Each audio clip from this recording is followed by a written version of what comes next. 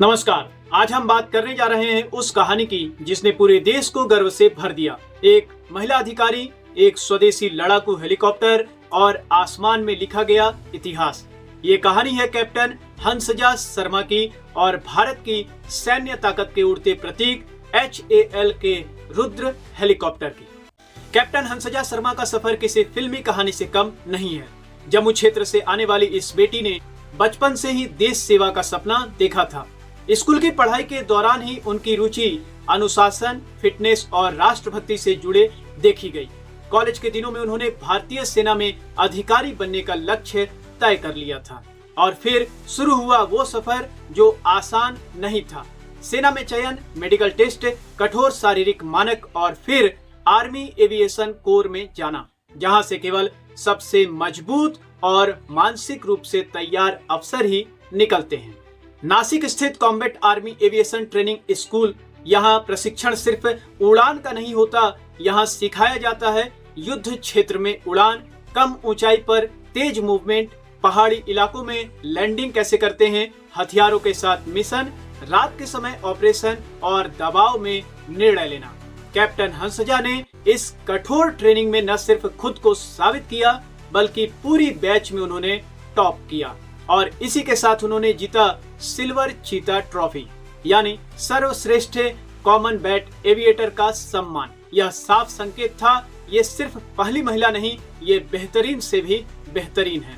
जब उन्हें गणतंत्र दिवस परेड के दौरान रुद्र हेलीकॉप्टर स्क्वाड्रन का नेतृत्व सौंपा गया तो ये सिर्फ सम्मान नहीं था, ये सेना का भरोसा था, ये योग्यता की मुहर थी। देश ने टीवी पर देखा स्वदेशी लड़ाकू हेलीकॉप्टरों की परफॉर्मेंस और उनमें आगे देखेंगे कैप्टन हंसजा शर्मा को। अब बात करते हैं रुद्र हेलीकॉप्टर के रुद्र की, जिसका नाम ही दुश्मन के दिल में डर पैदा करे। यह भारत में बना HAL का हथियार बंद लड़ाकू हेलीकॉप्टर है।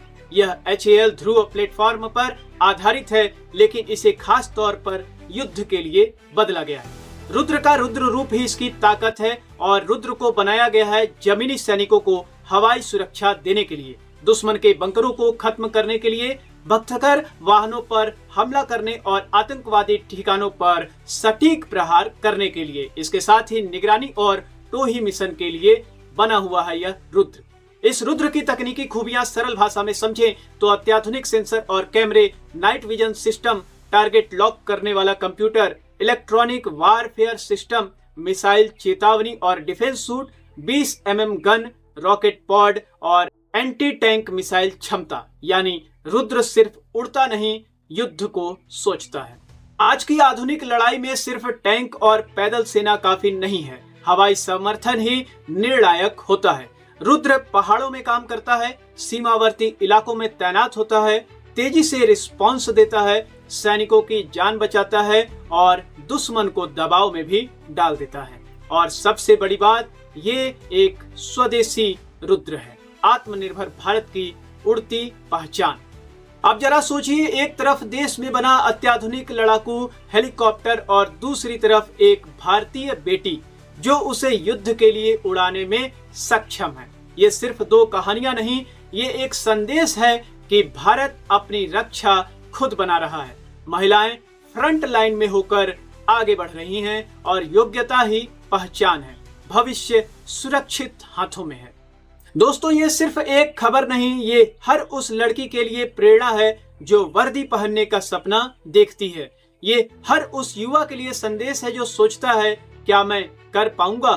कैप्टन हंसजा शर्मा कहती हैं, हाँ आप कर सकते हैं। और रुद्र कहता है, भारत तैयार है। ये है नया भारत जो आसमान में इतिहास लिखता है और जमीन पर दुश्मनों की साजिशें खत्म करता है। जय हिंद।